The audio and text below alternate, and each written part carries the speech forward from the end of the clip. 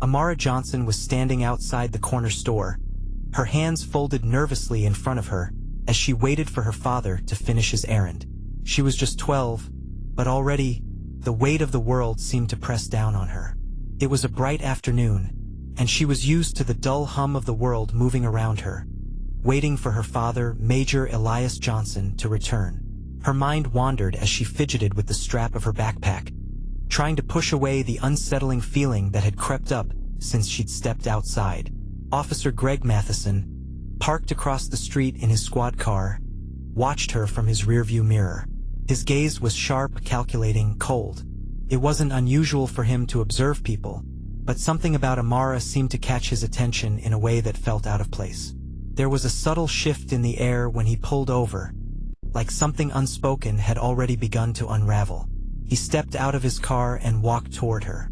"Hey kid, you all right?" Matheson asked, his tone suspicious, though masked under the thin veil of politeness. Amara looked up, her eyes wide and innocent. "I'm fine. I'm just waiting for my dad." His eyes scanned the area, checking for anything suspicious. He wasn't satisfied with her answer. "What's your full name?" Confused, Amara hesitated. "Amara Johnson." Officer Matheson crossed his arms. "Why are you standing here alone?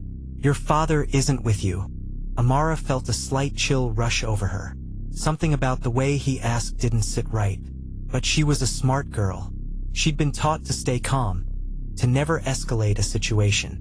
Still, the way he sized her up felt wrong, and Amara's stomach churned with unease. "I'm just waiting for him," she repeated, trying to keep her voice steady. Matheson didn't back down. He took a step closer. "Do you have an ID on you? A parent or guardian to verify?" Amara recoiled, her pulse quickening. She wasn't used to being treated like this. She wasn't doing anything wrong. She wasn't even sure why she was being asked these questions. And then she realized it was because of who she was. Amara's father, Major Elias Johnson, had served in the military for over 20 years. He was a decorated Special Forces officer, a man who had risked his life countless times for his country. But here, on this street corner, none of that mattered. All that mattered was that Amara was a young black girl, standing alone in a world that was quick to judge. Just then, Elias arrived, his sharp military uniform cutting through the crowd as he strode toward the two of them. His presence was commanding. The moment Matheson saw him, there was a shift in the atmosphere. Elias stood tall, his posture erect with the authority of a man who had seen and done things most could only imagine. But there was something else behind his eyes, a deep, unshakable resolve. "Is there a problem here, officer?" Elias asked, his voice calm but firm. Matheson's demeanor changed immediately. His arrogance faltered, replaced by a more cautious tone. "I was just questioning your daughter. She was standing outside alone, and I needed to verify she wasn't in danger." Elias's gaze hardened. "My daughter is fine, and there is no need for you to question her in such a manner. If you had any concerns, you should have spoken to me first." The officer stiffened but didn't respond immediately. The air between them was thick, a quiet challenge hanging in the space. Elias wasn't one to back down from a fight, especially when it came to protecting his family. "I'm sorry, sir," Matheson muttered, clearly taken aback by Elias's imposing presence. But the damage was done. The seeds of doubt had been planted. The bystanders who had been walking by had stopped to watch. Whispers began to ripple through the small crowd. Some shot Elias looks of admiration. Others seemed uncomfortable, but no one seemed willing to step in. Amara, standing behind her father, felt her chest tighten. She had seen this before, the way people assumed things about her family. The world had a way of narrowing their gaze when it came to her. She was just a statistic, a face in a crowd. But her father was different. He saw her, truly saw her, and that's why he was here. Elias turned to her, offering a comforting smile. "We're going home, sweetheart. Don't worry about this." But the encounter didn't end there. Word spread like wildfire, and what had been a quiet, uncomfortable moment quickly morphed into something larger, something far more dangerous. The next day, Officer Matheson's report was filed, and the accusations began to rise. According to his notes, Amara had been acting suspiciously, not responding to his questions properly, and had been uncooperative. In the officer's version of events, she was the problem, not him. Elias was livid when he found out. "This is what they'll do," he said, his voice low and furious. "They'll twist the truth, bend it until it fits their narrative. But they don't know me. They don't know my family." The case quickly gained traction in the local news. People spoke of a 12-year-old girl unjustly interrogated by a police officer, a lawman who had crossed a line. They asked questions. Why had Matheson targeted Amara? What prompted his decision to question her in the first place? But while the public was demanding answers, the police department was quietly trying to cover its tracks. Then a breakthrough came. A witness, a young man who had been walking down the street that afternoon, came forward. He had seen the entire exchange, and his account differed drastically from Matheson's. According to him, Officer Matheson had been overly aggressive, his tone accusatory from the start. The witness described how the officer had cornered Amara, not allowing her to speak freely, and how he'd only backed off when Elias arrived. The public outcry grew. People rallied for Amara, for Elias, for justice. What had initially seemed like an isolated incident was now a full-blown crisis. The story spread across social media, sparking debates about racial profiling and police misconduct. Amara's story had become a symbol of the ongoing battle against systemic prejudice. But the questions didn't stop there. Who was truly pulling the strings behind the scenes? Why had Officer Matheson acted in such an aggressive manner? And was there more to his story than anyone realized? As the investigation continued, more revelations came to light. It was discovered that Matheson had a history of complaints against him, some of which had been quietly swept under the rug. Even more shockingly, it was revealed that Matheson had been in debt, significantly, and had been in contact with individuals who were known to engage in shady dealings. The conspiracy seemed to deepen, and Elias knew that he was now involved in something much larger than he had ever expected. But who could he trust? How far did this go? Just as the pressure began to mount, Elias received a cryptic phone call. "Meet me at the old diner," the voice on the other end whispered. "You don't know everything yet." Elias felt his pulse quicken. Was this a friend? An ally? Or was it someone trying to mislead him? Either way, he had to go. With Amara by his side, they arrived at the diner, a small, nondescript building tucked away on the outskirts of town. The door creaked open as they entered, their eyes scanning the dark interior. The figure in the corner booth was barely visible in the dim light. "You're digging into something dangerous," the voice from the phone said, stepping into the light. The figure was familiar, but Elias couldn't place them right away. Then, recognition hit him like a ton of bricks. It was someone from his past. A man who had once been a fellow officer in the military, now working undercover for a federal agency. And then the bombshell dropped. Matheson's not acting alone. He's part of something bigger. You've stirred the hornet's nest now. The world seemed to tilt, and Elias knew that the Real fight was only just beginning. Elias sat at the dimly lit booth of the old diner, his fingers curling into fists as the cryptic words from the stranger's voice echoed in his mind. Matheson's not acting alone. He's part of something bigger. You've stirred the hornet's nest now. The gravity of the statement hit him like a freight train. What had started as an unjust interrogation of his daughter had now spiraled into something far darker. It wasn't just about one officer's bias anymore. This went deeper, and Elias knew that the road ahead was going to be fraught with danger, secrets, and maybe even betrayal. Amara sat quietly next to him, her eyes wide, the weight of their conversation hanging heavy on her young shoulders. She didn't fully understand the stakes yet, but the tension in the air was palpable. Elias placed a hand on her shoulder, offering a small, reassuring squeeze. His mind raced, trying to process the information. "Who are you?" Elias finally asked, his voice low but steady. He needed answers, not cryptic warnings. The man in the corner booth leaned forward, his face emerging from the shadows. His eyes were cold and calculating, but there was an undeniable sense of familiarity in his gaze. "Name's Officer Robles. Used to be in the same unit as you. I'm undercover now, working on something that's bigger than you think. You've uncovered a network, Elias.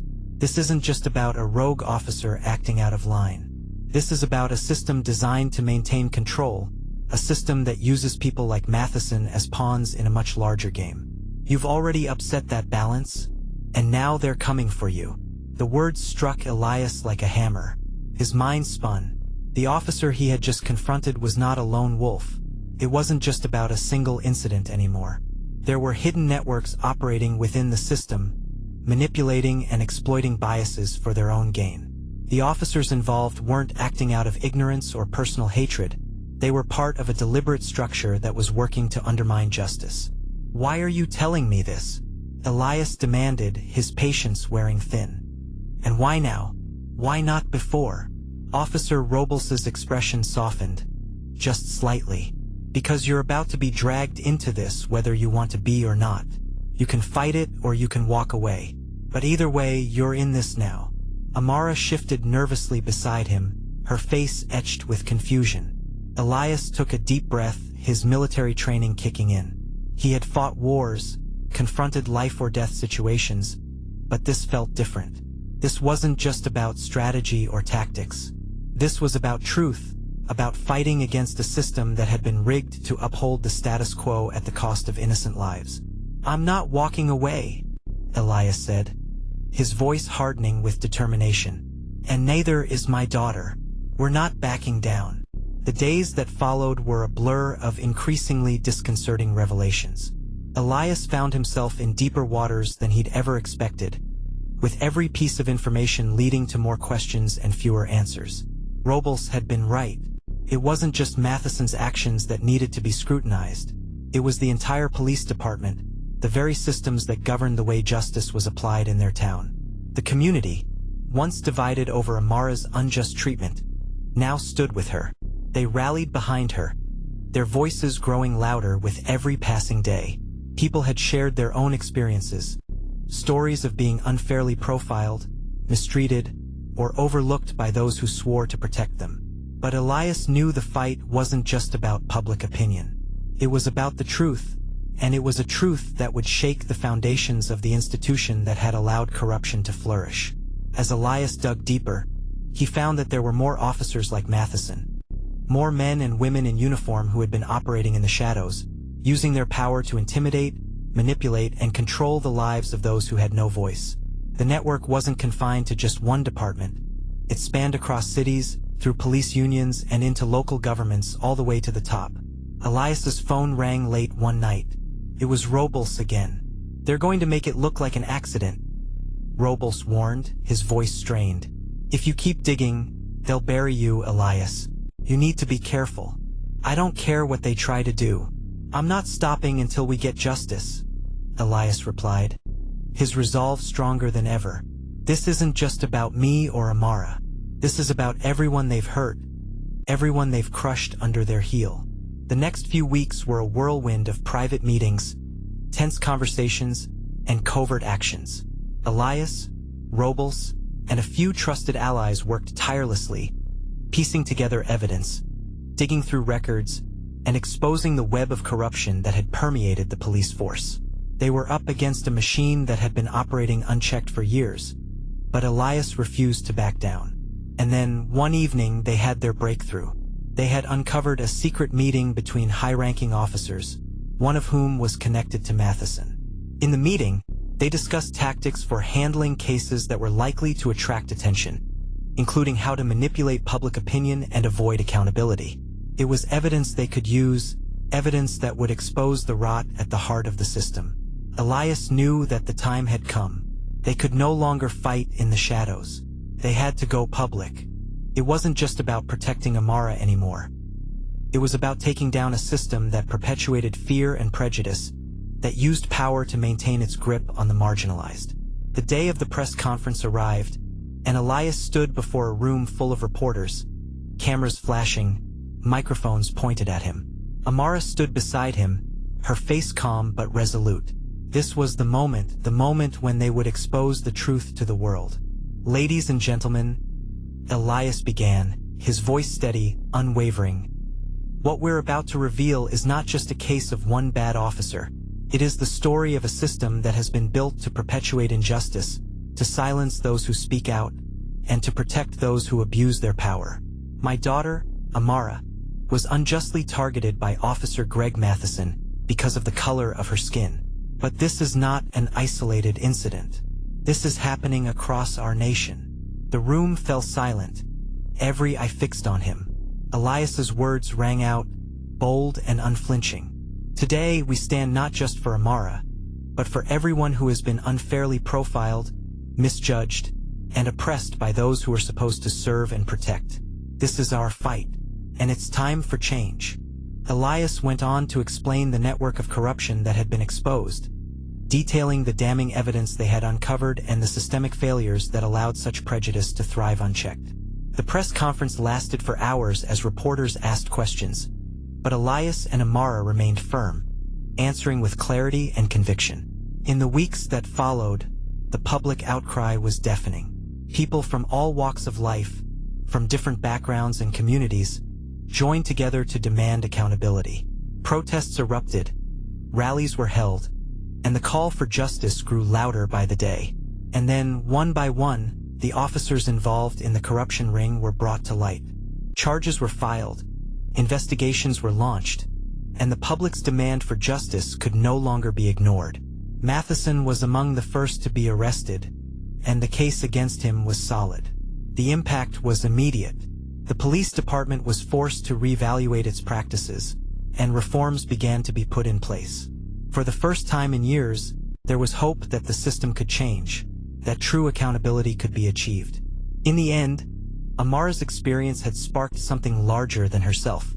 It had exposed the deep-rooted prejudice and corruption that ran through the veins of the justice system, and it had forced the world to take notice.